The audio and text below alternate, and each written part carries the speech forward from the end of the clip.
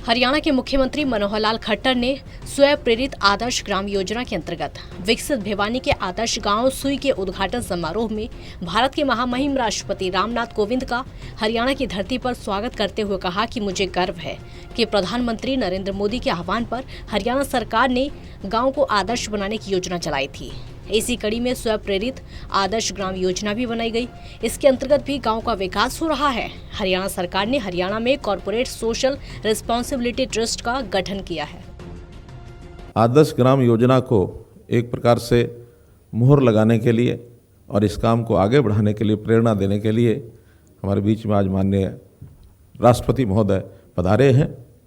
मैं उनका अपनी ओर से, हरियाणा सरकार की ओर से और समस्त हरियाणा की जनता की ओर से बहुत बहुत स्वागत करता हूं, अभिनंदन करता हूं। आपने यहां पधार कर ग्रामीण विकास को न केवल ऊर्जा प्रदान की है, बल्कि इस उत्थान में समृद्ध नागरिकों और संस्थाओं को भागीदारी करने का भी जो प्रेरणा दी है वो बहुत सराहनीय है। मुझे विशेष गर्व इस बात का भी है कि गांव को आदर्श बनाने की जो मुहिम हमने चलाई थी प्रधानमंत्री जी के आह्वान पर, मैं स्वयं इस गांव में 2 अप्रैल 2015 को आया था और सेठ श्री कृष्णदास जी से जो संपर्क हुआ तो उन्होंने कहा कि मेरा गांव है। उस समय इन्होंने इच्छा व्यक्त की थी कि इस गांव के लिए जो कुछ करना होगा मैं करूंगा। उसमें से हमको एक प्रेरणा मिली कि एक नई योजना स्व प्रेरित आदर्श ग्राम योजना ये हमने शुरू की थी और इसका एक पोर्टल बनाया। खुशी है मुझे कि 205 ऐसे गाँव हैं जहाँ के लोग देश में विदेश में कहीं भी बाहर रहते हैं, अपने व्यवसाय को करते हैं। उन्होंने अपने अपने गांव में और इस प्रकार के विकास के काम करने की योजना बनाई है। उन सब का भी मैं धन्यवाद करता हूं। मुख्यमंत्री ने कहा कि हरियाणा सरकार ने पंचायतों को पढ़ी लिखी बनाने के लिए एक्ट बनाया है। इस एक्ट को सुप्रीम कोर्ट में चुनौती दी गई, लेकिन कोर्ट ने इसे सही ठहराया। इसके अलावा कोर्ट ने दूसरे राज्यों को भी अपने यहाँ ऐसे कदम उठाने के लिए कहा। उन्होंने कहा कि हरियाणा ने स्वच्छ अभियान के लिए भी पुरजोर पहल की है। स्वच्छता को लेकर लगातार गांव और शहरी स्तर पर अभियान चलाए गए, लोगों को जागरूक किया गया। इसी के चलते स्वच्छता अभियान में हरियाणा को पहला स्थान मिला है और उसके साथ साथ हरियाणा सरकार ने प्रदेश को केरोसिन फ्री बना दिया है। हरियाणा में सेम का क्षेत्र है, उस सेम के क्षेत्र में भी पानी की समस्या है। उसको भी ठीक करने के लिए इस बार टारगेट रखा कि 1 लाख एकड़ में सेम का पानी समाप्त करके उस जमीन को उपजाऊ किया जाए और हम एक ऐसी भागीदारी की योजना बनाएंगे कि किसान की भागीदारी भी हो, सरकार भी उसमें योजना बनाए ताकि वो खेती भी उपजाऊ हो सके।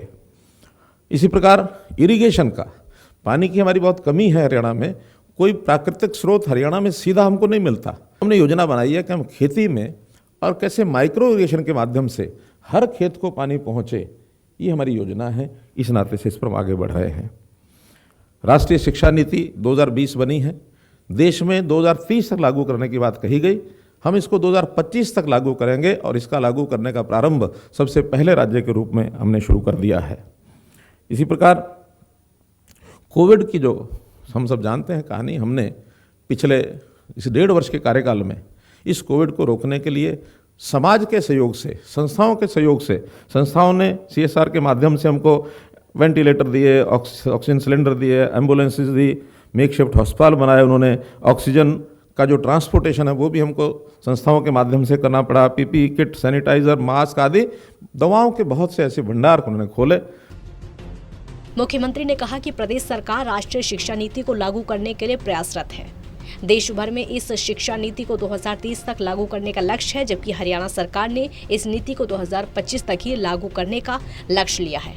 उन्होंने कहा कि प्रदेश सरकार ने लाल डोरे को समाप्त करके संपत्ति के मालिक को उसका असल अधिकार दिलाया है। हरियाणा की इस योजना को प्रधानमंत्री नरेंद्र मोदी ने स्वामित्व नाम से पूरे देश में लागू करवाया है।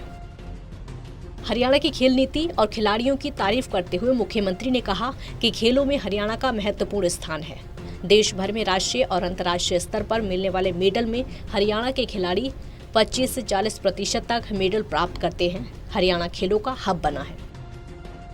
हमने लाल डोरे को समाप्त करके और हरेक को अपने संपत्ति का अधिकार दिलाया। इस योजना को भी प्रधानमंत्री जी ने स्वामित्व नाम से सारे देश में लागू करवा दिया है और इसका बहुत बड़ा लाभ ग्रामीण क्षेत्र में रहने वाले लोगों को अपने घर का मालिकाना हक ये मिल रहा है ताकि लोग उससे लाभ ले सकें। कोई भी व्यक्ति अपने गांव की मांग ये कर सकता है। उसकी मांग पूरी करने के लिए ग्राम दर्शन पोर्टल हमने बनाया है कि हर व्यक्ति अपने गांव की मांग उसमें डाल सकता है, फिर उसको एक सिस्टम से उसके काम को करवाया जाए। अब काम के लिए उसको कहीं भी दर दर भटकना, भागना, जाना नहीं पड़ता है। इसी प्रकार अब इसी 2 महीने पहले हमने ग्रामीण संरक्षक योजना बनाई है कि क्लास 1 का एक अधिकारी पूरे हर गांव का एक संरक्षक होगा।